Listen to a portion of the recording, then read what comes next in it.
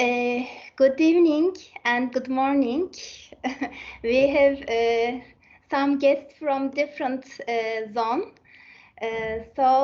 From India, from United States, Turkey, and I'm waiting from person Cyprus as well. So we have very international group. I am Özgül Özkoç. I am the head of Health Management Department at Altınbaş University and the moderator of the Health Management Conversations. Today's topic is Telehealth Accreditation. This conversation provides us a wider perspective and deeper understanding of the Telehealth Accreditation. You can ask your question after our guest speakers finished, and you can raise your hand on the top of the Microsoft Teams program. Firstly, I want to introduce you our guest speaker.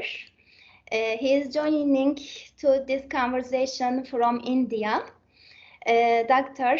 Bhupendra Kumar Rana is the CEO of Quality and Accreditation Institute and former director and CEO in charge of National Accreditation Board of Hospitals, Quality Council of India.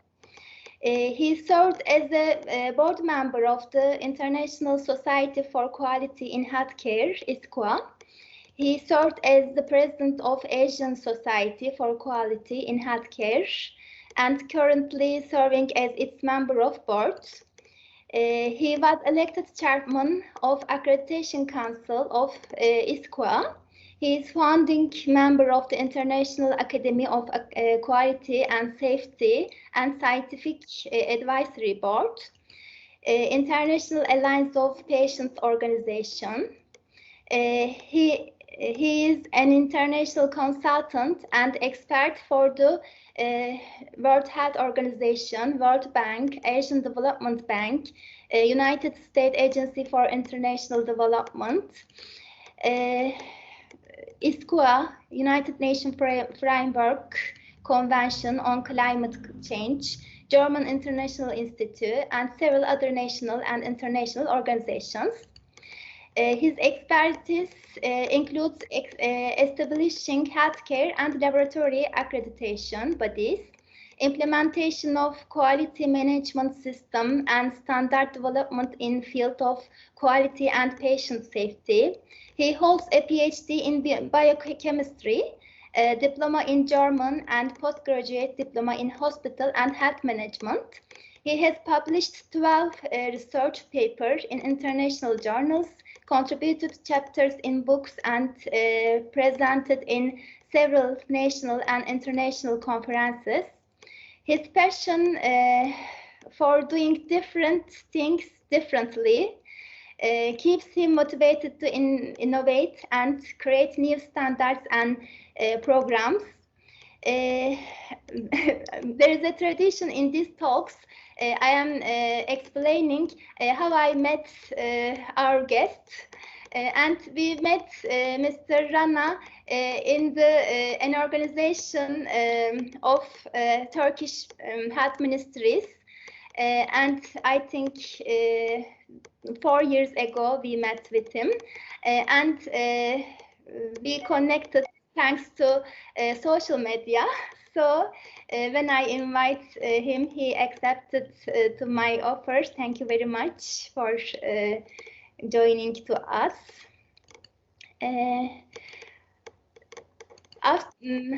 If you have a question, I will take a question after my guest speakers. So word is yours, Mr. Dr. Rana. How is telehealth? What is telehealth accreditation? Thank you so much, Özgül. Thank you so much to you and your university for inviting me for this talk. It's really an honor for me to talk to you and very senior colleagues like Andy who have joined us from Washington early in the morning. So thank you very much, Andy. Thanks everyone around for joining this. And I hope I would uh, come to the expectations by which you joined this training program. So thank you once again, Ozgul, for having me here, and really a wonderful introduction. And for myself, thank you so much for those kind words. With this, without further delay, I would like to share my screen with you all so that I can just take you through some of the important aspects of telehealth accreditation. So is it now on your screen? Yes, we are seeing now. Fantastic. Thank you so much. So the topic is accreditation standards for telehealth. And these standards are the first time developed here in India, and I'm sure for the first time in many parts of the world, because we were doing research on this topic, we come across a very few organizations who have developed the standards for telehealth. So thanks, though it's not a good time, but thanks to COVID-19, who actually brought this topic up in last almost 1 year now. After this COVID-19 hit the world as a pandemic, and hospitals were shut down, and there were patients requiring, healthcare, was not able to go to hospitals. So telehealth took off, though it was a practice in many parts of the world, and I'm sure it was a good practice in United States. I'm not sure about Turkey, but India it was not. It was not a sort of legal to do the telehealth, telemedicine practice by doctors. But after COVID-19, in the month of March last year, close to a year, our Ministry of Health has published guidelines for telehealth and telemedicine for independent doctors to practice. And so we thought, why not to develop a program around that, because there would be a need to develop these programs. So we at QAI, my organization, Quality and Accreditation Institute, uh, which is an accreditation body, just to give a corollary to couple of our guests here in Turkey, there is TUSCA and TUSEP, the accreditation body there in healthcare, and Andy, the Joint Commission in the United States is what we are doing, what the Joint Commission does in the United States. So we are the accreditation body, develop standards for healthcare accreditation and run the programs. So as on date, we have 10 programs which are up and running, which are a couple of them are very unique, like IVF accreditation program. And the world is moving towards, a lot of requirements in this field of fertility.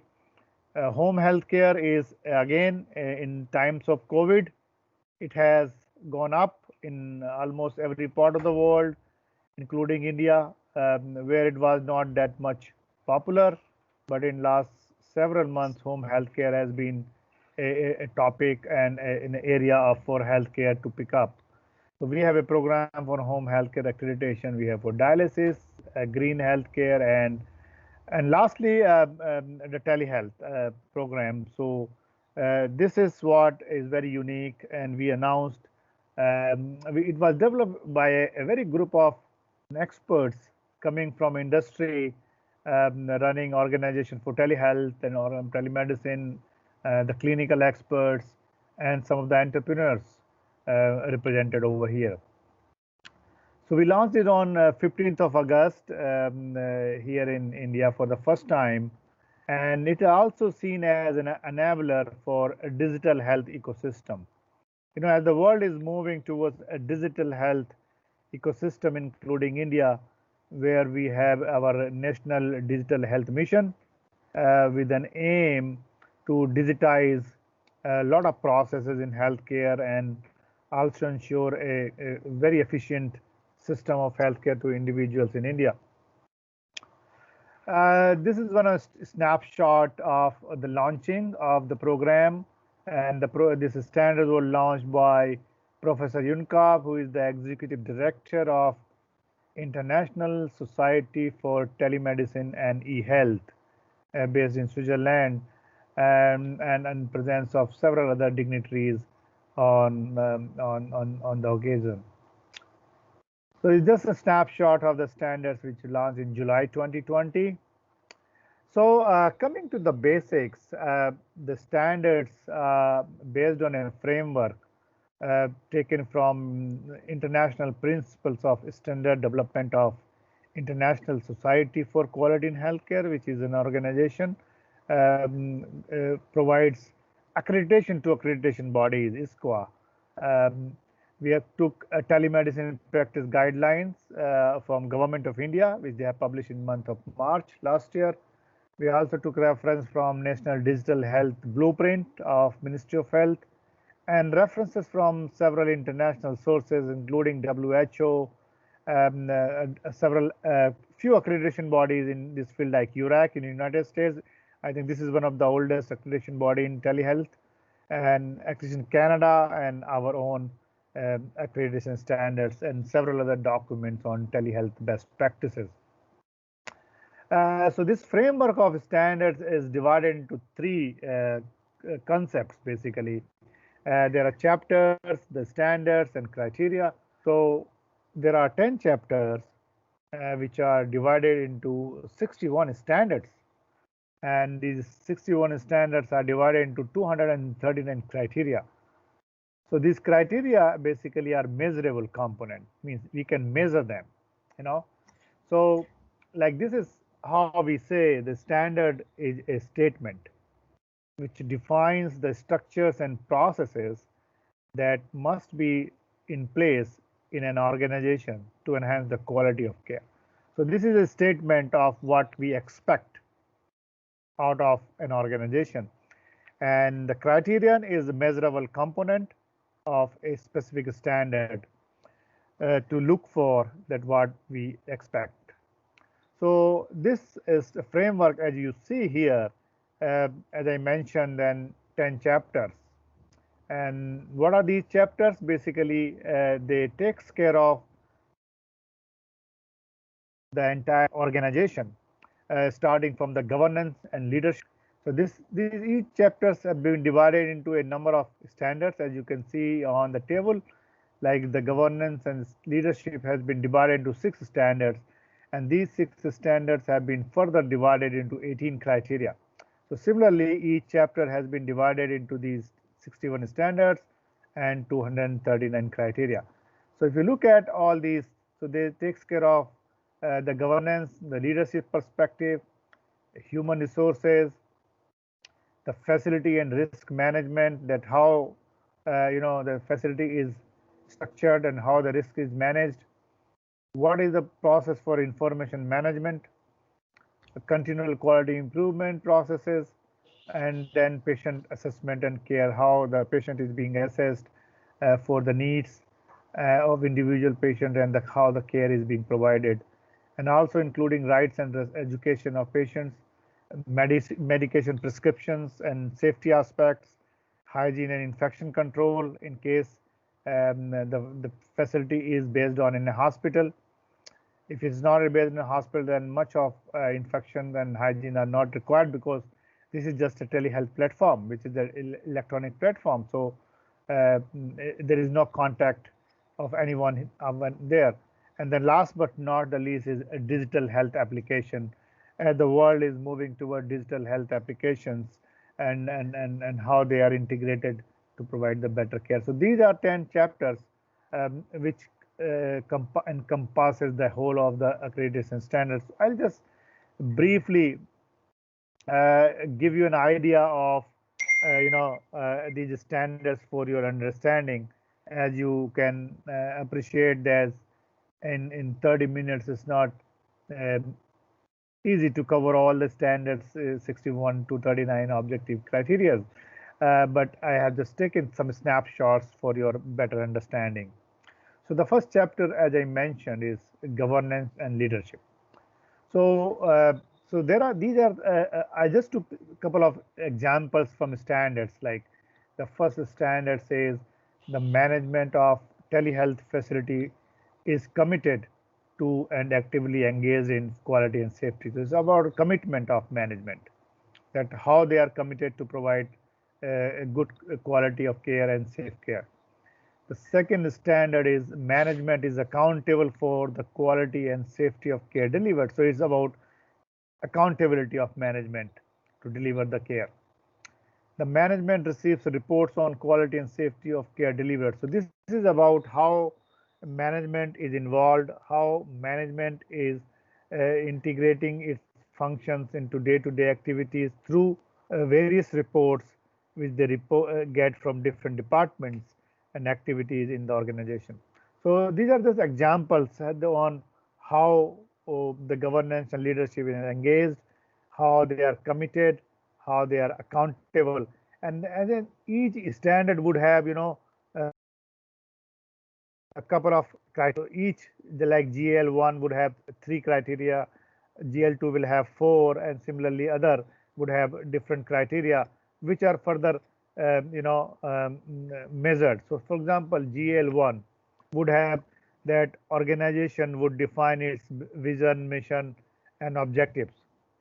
Okay, then it would say that how the reports are being received. It means if there are near misses, if there are some harms, if potential harms or something wrong, that these reports are generated at that point and then they are sent to the management for their information. So these are basically the framework, like human resource management.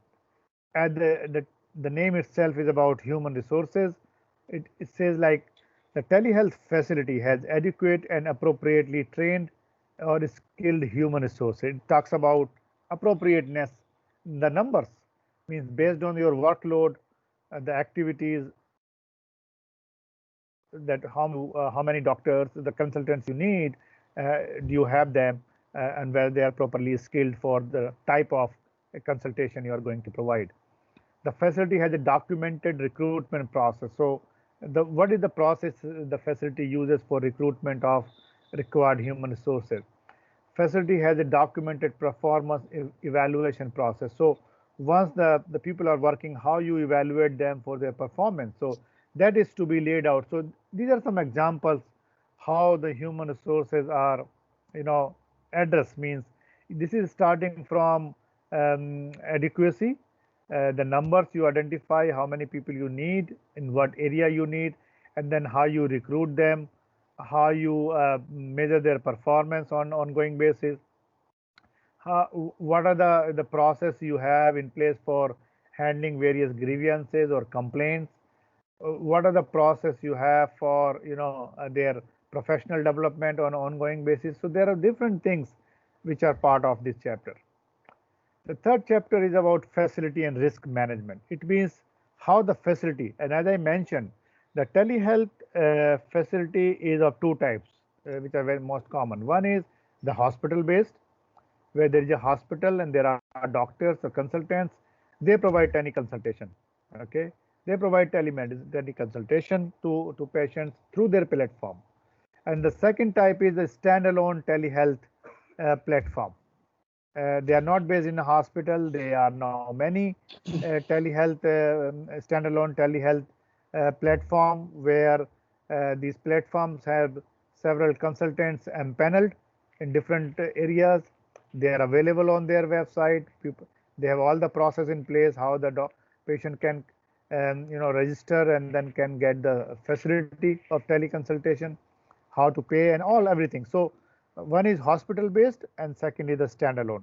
When there is a standalone, basically it's a virtual, mostly it is a virtual office, but in some case they have some offices where they manage their non-clinical staff and also their hardwares and softwares which they have employed. So otherwise this remain mostly a sort of virtual office with limited physical office. But if it is a hospital based, then of course they can have many more things in there. So this is about how these facilities where these telehealth or teleconsultation processes are happening is being managed. So it talks about how the management, the facility management is guided by applicable laws and regulations. So it says whatever rules and regulation, the laws of the country or the place these providers are existing, they must follow all those rules and regulations, the laws of the land. Whatever country they are, so they follow the rules of that country. There is a documented safety and security plan. So it's a facility. So if there are physical facilities where the consultants are there, then what are the safety plans and security arrangements are done so that to ensure safety of the people who are in that facility. There is a documented disaster or emergency response plan. So in case of a man-made or in a natural disaster, whether it may be earthquake, it can be any other disaster, how things are managed, how the system runs, how they takes care of the people who are there in this facility. So that's about how the facility management and the safety, the risks are managed. The next chapter is about information management system. It means about how the information is collected, how information is stored, how information is used, how information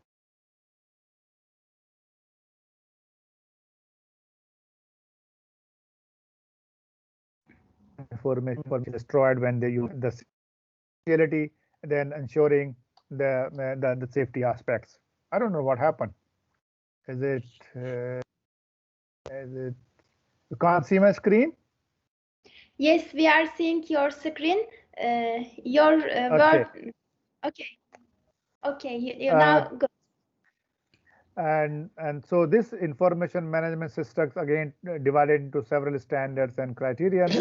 For example, there is a documented policy and procedure to meet the information needs of telehealth facility. So what are the needs of information identified, and that accordingly that you write your policies and procedures.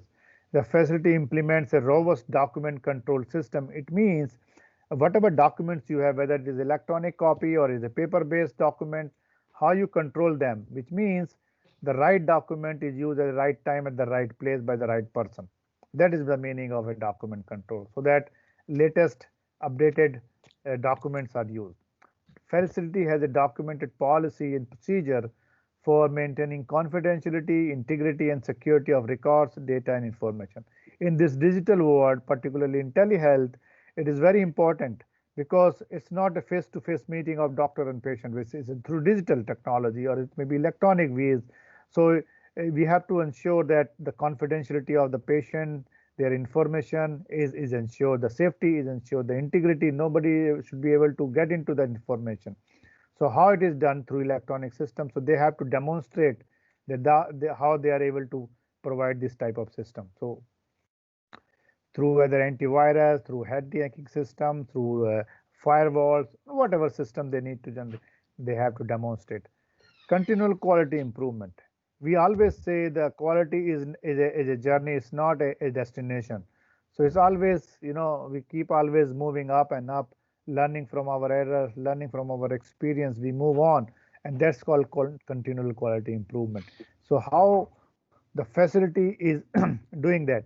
What is the quality improvement program they have developed? What is the patient safety program they have developed? What are the things as an indicators for performance measurement they have defined? So it is left to the facility that they define their performance indicators and measure them to see whether they are improving or they are not. Patient assessment and care, this is a more technical in nature. As we say, when patient comes contact a facility, a consultant, and then how the services are being provided. So it says the facility defines and displays its services. It means because each provider is different. Somebody may be providing only say general medicine, somebody may be providing medicine and obs gynae, somebody may be providing orthopedics or maybe neurology or cardiology, maybe different types of services. So they should define and also displays if they have the website, because we're talking about telehealth, electronic ways or digital ways. So mostly they have the website. So on the website, they should display what are the services available with them. The facility has a mechanism of identification of registered medical practitioners. It means the doctor, the consultant who is providing the teleconsultation, there should be a mechanism that the patient can identify who is he or she. Similarly, how the facility or the doctor or consultant will identify the patient, because it's not physical meeting, it's all digital, it's all electronic. So it is important that they identify each other. The facility has a documented registration process. So when you go to a hospital, you fill up certain forms and complete formality, you are registered as a patient, and then process start for you. Similarly, what is the registration process here?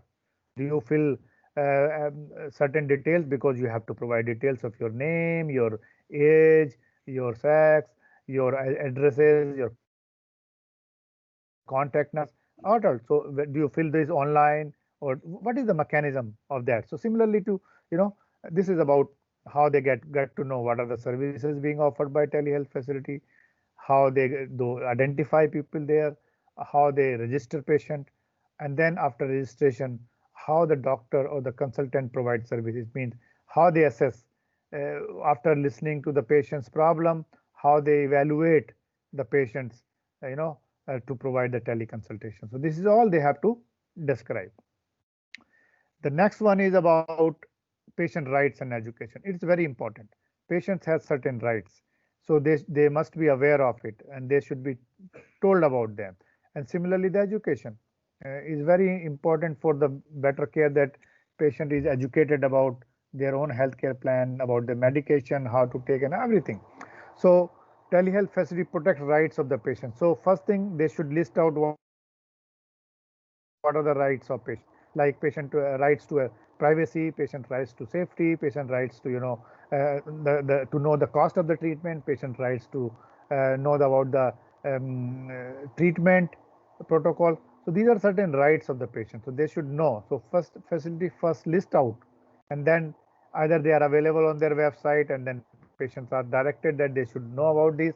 The facility educates the patients and family to make informed decisions and their involvement in care planning. So this is about education. And very common example I'll give: if doctor prescribes some medication, and suppose medication is to be taken with meal, the food, not to be taken empty stomach. So these are education, that please take this medication or before meals, or don't take this type of food when you are taking medicine. Or maybe education about their physical needs, health needs. They go for walk, do some exercises. So it's about educating patient to add the value to the care they are being receiving. Similarly, telehealth facility document patient consent, very important. Like when we go as a patient to hospital, when fill the registration, that is taken as an implied consent. Or during the process of procedures, we take a informed consent. But during teleconsultation, how we take the consent, what is the mechanism of teleconsultation consent taken? So is it all electronic? Whether the patient is talked about it, they are informed that this is what we are going to do. So consent is very important, and how it is taken and how it is recorded, it is very important for legal perspective as well. Now, medication prescription and safety. So after consultation, medication prescription is done. So how prescription is, again I'm saying, is we are talking about teleconsultation, telehealth, so it's all electronic. So how the doctor or the consultation is prescribing, electronically they are writing or they are scanning, and how it is being transferred to the patient, whether it is sent through email, whether it is sent through telephone, through any social media, like we have used WhatsApp or any other social media or platform, or they send text messages, or it is available in through the web platform, web portal. The patient can access using their credentials, login or password, and download a prescription. So what is the mechanism of providing prescription, and then what is the policy for confirming the age, because prescription is, the medication is age specific also. So how how the age is confirmed, whether you ask some proof of age or some document about that. And also one of the important thing we say WHO Global Patient Safety Challenge. WHO till now has come out with 3 global patient safety challenge. One was use of checklists, safe surgery saves lives. Then second was hand hygiene, clean care, safe care. And the third global patient safety is about medication without harm, because we all know that medication harm done in millions every year around the world. So how we can prevent or how we can reduce this medication harm?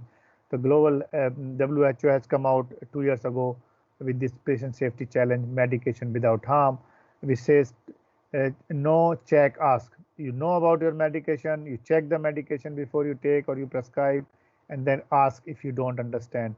So this is about medication safety. Now is hygiene and infection control. Now during COVID-19, pandemic, lot of problems, not only for patient but for staff who are providing care. It has been a challenge for healthcare facilities to ensure safety of the staff. So this standard is basically applicable to those telehealth facilities which are based in hospitals, because patient is not coming to the hospital. So there is no infection prevention aspects required for patient, but this is about the staff. So if it's a hospital-based facility where there's a consultant, the doctor, and there are several other people moving around, so this is how to ensure the safety in terms of infection prevention and control program, hygiene and infection control practices about the people who are into this facility. This is not about the patient infection, because patient is not there in the telehealth system. Last but not the least, chapter 10 is about digital health applications. This is basically very important, because as you know, there are different telehealth providers coming up on everyday basis, to be very honest. Different technology platforms are being built. So this about whether these technology platforms talk to each other, whether they are interoperable, whether one patient goes to one provider today and he goes to another provider, they do talk each other. Can one platform can get data from other platforms, or also use of digital health technologies and practices, whether it's a wearable, digital wearable things to monitor their blood pressure, sugar, or hemoglobin, or even cardiac things, or several other things. Like now, I came to know about even complete monitoring through digital technology. So, what are the digital technology being used? How they are talking to each other in terms of interoperability, and also is there any national programs, like in India there is National Digital Health Mission, which is going on at the moment to provide digital health technology processes for each doctors. They are registered, the patients are being given a unique identification number, so that every time everything is recorded and patient need not to carry any physical document. They go with the number and they can be fed, and every platform read it. So this is about what you call it, interoperability. It talks about flexibility in information gathering collection. So what are those things in terms of digital health technology? So whether these provider platforms are talking to each other, whether they are fetching data and ensuring safety, confidentiality, and integrity. So all these aspects are taken care of in digital health applications. And also, what are the systems used, like for consent? There is an ISO standard for that. There are several international standards available for ensuring safety, confidentiality, data retrievability, data storage, data restrictions, particularly in the digital platforms. So whether these telehealth providers are using those international standards to ensure all these safety aspect and security aspect. So this is about digital health application. So in nutshell, this all chapters takes care of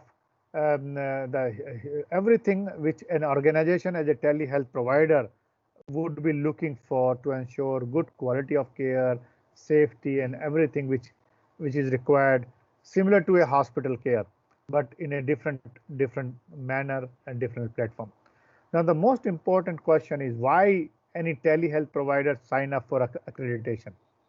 Okay, so accreditation basically helps these providers in enhancing quality and patient safety. because a lot, as you understood from 10 chapter, there are a lot of requirements, 239, right? So when they are implemented, then you get a robust system of documentation and implementation of different policies and processes. And it also helps in demonstrating that this telehealth facility function in a transparent and ethical manner. Everything is displayed, available for information, so that there is no hanky-panky. Everything is in black and white. It also increases community confidence. When implement a system, the community confidence goes up.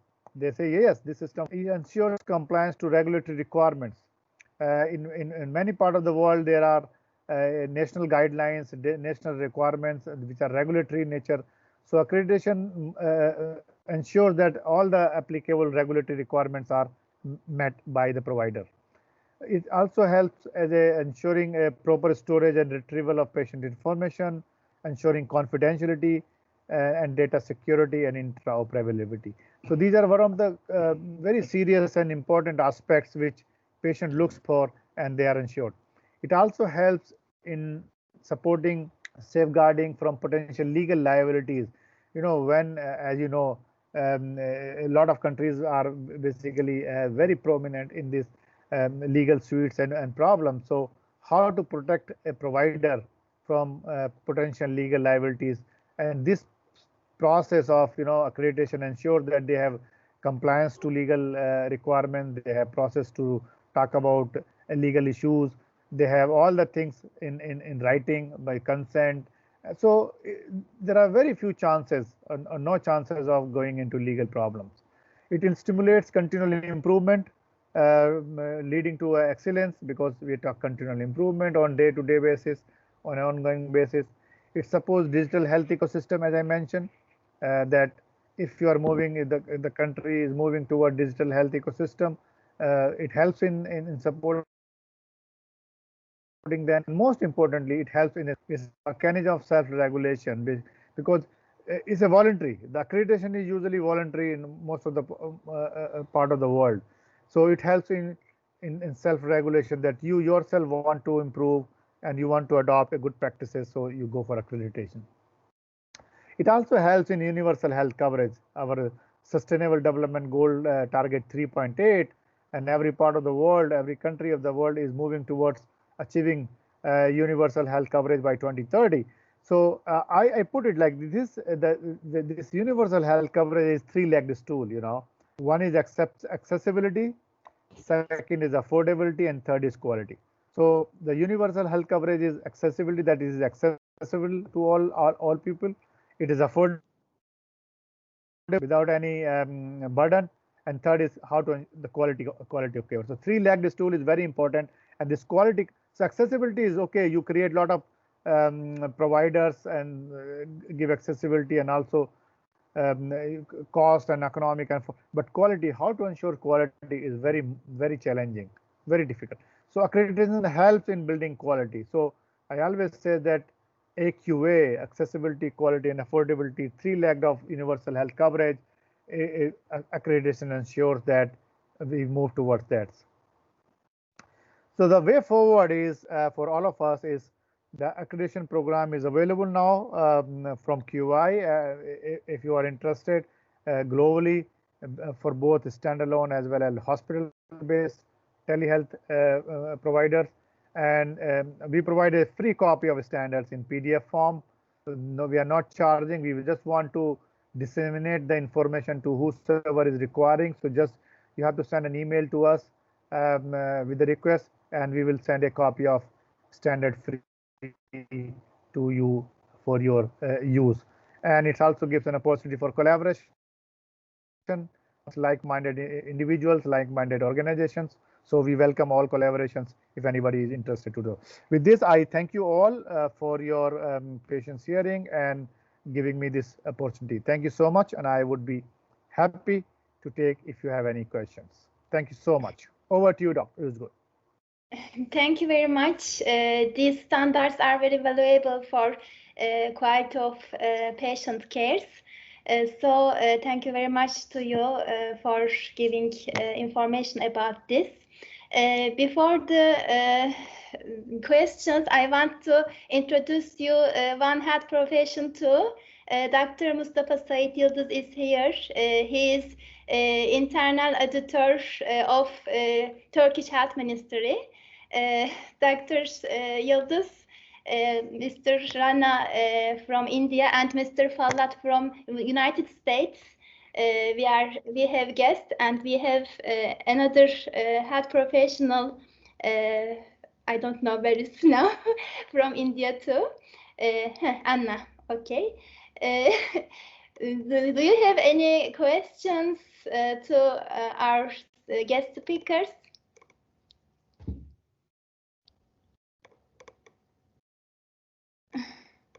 Hi, Anna.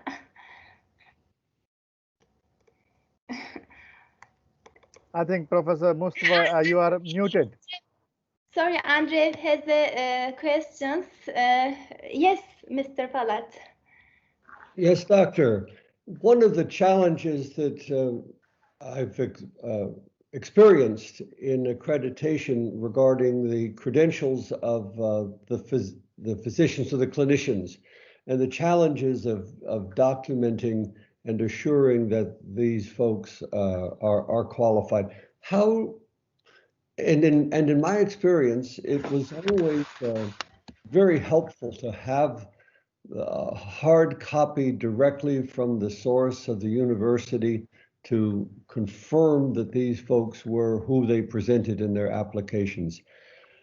In a long distance accreditation process, how have you learned and discovered how to confirm the qualifications of your professionals?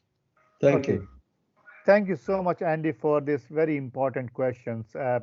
One of the standard which I didn't put up because of limited. One of the standard is about credentialing and privileging of these consultants. Okay, and that and this is similar to the hospital setting. What we do in hospital accreditation as well, that we ask these telehealth providers that they should have the process of credentialing based on the qualifications which are required as per law, that they should have a minimum degree and licensing to practice a specific branch of medicine, and those diplomas or degrees, the qualification certificate, they should be available with them, and they have a process how they verify. So usually here in India, basically it is done through our Medical Council of India, because Medical Council of India is a regulatory body here who is for these doctors awarding the licensing. So they have listed the name on their website, so we can check whether this doctor is really licensed to practice, and they also given a registration number, so it can be easily checked with them. So this is the responsibility of the telehealth facility to ensure that whatever consultant they are putting into the telehealth platform for offering teleconsultations, they are properly qualified, trained, and they are licensed to practice that specific branch of medicine they are providing consultation. So, and we as an accreditation body ask those documents, that how they are ensuring it. So they provided the copy of the processes, the procedures, and we can ask some examples for that. So they provide us as an evidence. So this is how we ensure that the credibility and the licensing requirement on an ongoing basis, because the licensing for limited time, say for 5 years. So whether they have renewed their license to practice, and also the credentialing goes beyond that is privileging, because several platforms have different privileging processes. Some might say that a doctor with a postgraduate degree, say in medicine, would be allowed to provide consultation, but some might say I need 5 years of experience. So that goes for privileging, and which vary from provider to provider, but credentialing remains same for all, which is the mandatory requirement as per law. Thank you so much, Andy, for this question. You're welcome. Thank you. Another questions? Thank you, Dr. Özkoç, for that opportunity. Actually, I was muted several minutes ago, but my concern or question for the telehealth and international usage of telehealth is actually how will we say that, okay, all the health care providers and the doctors, physicians, or surgeons are in standard qualifications, and for example, for medical tourism usage of the telehealth technology, how will we use the data set for a file or for qualified doctors and qualified healthcare organizations?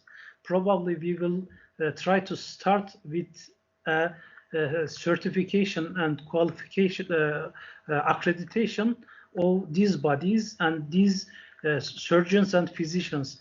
After that, we will look for an accreditation and standardization set. They are very crucial for the system and the process, but the minimum standards would have been met before the standards of the providers. What do you think about it? That could we meet with these regulations or pre-existences? Thank you. Thank you very much for this question. If I understood your question correctly, that you're saying before a telehealth provider or facility goes for accreditation, how to ensure the accreditation or licensing or credibility of the consultants which are providing. So as I mentioned in response to Andy's question, I'm sure as we have in India the licensing process, so no doctor can practice without registration with Medical Council of India, which is the national body, or with the state medical council, because in India the health is a state matter. So we have several states, so every state has its own council. So either doctor, if practicing in one state, they can register in that council, state council, or they can register with the national council. And each council maintains a register for all those registered consultants. So anybody who wants to know about a specific consultant or doctor, about their license or their credibility or their degree, they can go back to their website or they can contact them to verify their credentials. That is how it is done. Secondly, at the individual level, but hospitals usually or a facility provider, they also check and they also ask a copy of their documents, you know. As we are talking about digitization, so they have a soft copy of their degrees or licenses or the diploma, keeping in their human resource file. As I talk about human resources, so the purpose of having a human resources chapter is that the facility has all the required license, papers, diploma, degrees available with them, based on which they provide credentialing or privileging to the specific doctors. So that is taken care of at regulation level. But when we go for accreditation, it goes one step ahead. We also ask further how a facility ensures that the doctor is continuously maintaining their license. It's not run out of time, you know, and also whether the doctor is continuously competent, you know, means participating in professional development training programs, or, you know, participating in ongoing trainings as required by that specific discipline, how the doctor or consultant is keeping pace with the latest technology, latest information. So that is how this human resource chapter talks about different requirements. I'm not sure whether I have answered your question. Actually, Indian experience or Indian practices would be like that. But for medical tourism implementation, for example, for a patient from India who needs to be served from Turkey and have a telehealth service, then how this Indian patient be sure that I am cared very well, or how will Turkish provider will be sure that Indian, or for example, pathology services are sufficient. The thing is more than regulatory. The accreditation based is, for example, clinical pathways and protocols would be parallel in each nation or several nations, so that patients can be sure that, okay, we are confronted with best practice of care. Yes, I think that's very important thing you raise it, and that is why in one of my slide talked about the importance of accreditation. It is very important for a patient from India or any other part of the world to different country, like from patient from India, and you are at my doctor, say for example in Turkey. How as a patient I ensure you have a proper qualification to provide me that service, and that is why the role of accreditation is, because accreditation agency, a body, would ensure that you as a provider, when you take a doctor on your platform to provide a service, ensures that you have relevant qualifications, everything what you need to be having to provide consultation, so that you as a telehealth provider give confidence to me as a patient in India that yes, you, when you go to my website for services, if you pick any doctor, they are ensured that they have license, they are properly qualified, everything. So this provider provides confidence to the patient in India that yes, you are at the right place, and that is the job of accreditation body to check, whether you follow all these process, what a patient would be looking for, to ensuring that you are the right doctor to provide me clinical care. So this is how it is important. Particularly, you talk about medical tourism. Yes, this is, and also confidentiality of my information as a patient. When I share my information, maybe very private information with you as a doctor, how you will ensure that is confidentiality. So this is how the role of accreditation is very crucial in ensuring the relevant question which you have asked. Thank you so much. Thank you very hello, much. Sir. Yes. Yes, sorry. You have a Yes, ma'am. I have a question, and actually, it's again related to the competence, but not related to the health professionals, which is offering this services to the patients, but with the assessors, like in the accreditation department. As I am like a quality professional, which is involved in the calibration lab, testing lab, and even in the medical laboratories. So now the telehealth accreditation is coming worldwide. So how can, like, I will be definitely going for expansion of my expertise. So how an accreditation body will be giving to my competence, or because definitely I'm not from a doctorate background or a health professional, but I'm a quality professional. So how these can be taken care when I'm giving any consultation, or how can I help even my colleagues to have acceptance in the accreditation or such things? I hope my question is clear to you, sir. Yeah, thanks, Ninu. What I got from your question is about how you yourself become a person competent Yes. in convincing other providers, or also supporting and helping them in implementing the standards for accreditation. Yes.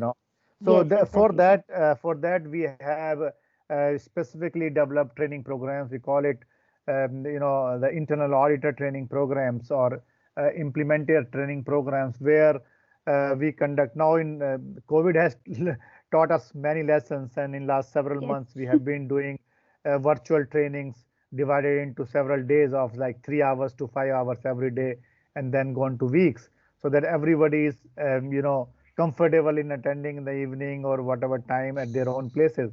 So we have developed specific training programs where we talk about details of standards. So like I just Yes. walk through the standard quickly, but in that Criteria. training program, we will go through all 239 criteria individually and explain. So the people who attend, they will understand what is the meaning of a standard, and also how they can implement it with the examples, and also how to prepare the documentation. So standard interpretation, documentation, and implementation. and how to conduct self-evaluation, self-assessment. So all these 4 things are we covered in that training program. For anybody who want to attend, can attend and gain knowledge and can help their own organization in implementing these standards and any other providers also. Thank you. Thank you so much. Thank you so much. Thank you very much.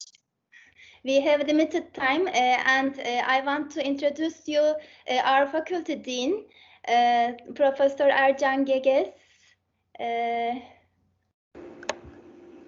Thank you very much, Doctor. Thank you very much for being in our webinar. We are very proud to have you here. I just thank to you, all of you, to all attendees, and I just want to thank to Dr. Özgür Özkoç for preparing this kind of opportunity for us. Thank you very much. Thank you so very much. much. Thank you so much for giving opportunity to me. Thank you so much, Professor. I will share with you our appreciation certificates. Just a minute. Do you?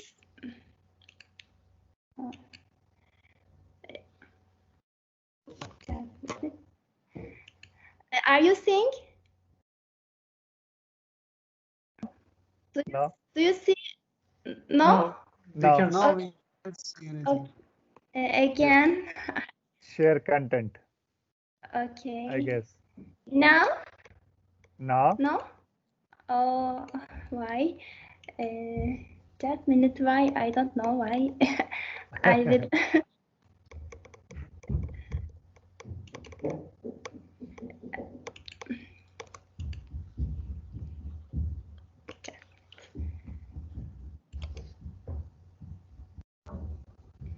Do you see?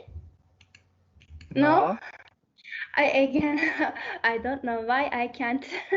I want to show that certification to you, but No problem. No problem. now, okay. Are you seeing now? I think Yeah, it's something coming. is coming up.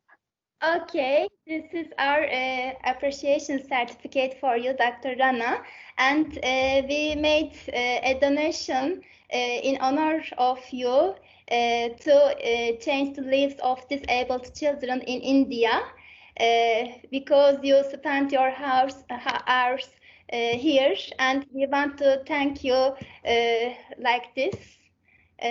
Thank you very much for joining us and sharing your knowledge with us. Thank you. Thank you so much. Thank you very much for the honor. Thank you, Dr. Rana, for your presentation. Thank you, sir. Thank you very much for your time early morning and for attending. It's really honor for me to have a conversation with you, sir. Well, I hope to meet you sometime in person. I will follow your work and your organization. Please, welcome. Dr. so Professor Andre Fallat was our first guest. You didn't know. Now you meet with him. Now I am a student. now he's a student. Because Okay. my other meetings, I am able to attend for the first time here, Dr. And I thank you so much as well. Thank you very much.